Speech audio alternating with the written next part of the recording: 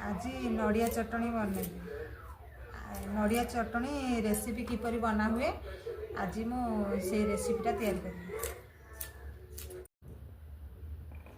प्रथम नड़िया को चोना चोना कर काटिदेबा तापर ग्राइंडर करदेबा ग्राइंडर ताको गुंड हो सारा पर सोरिष सोरिष तेल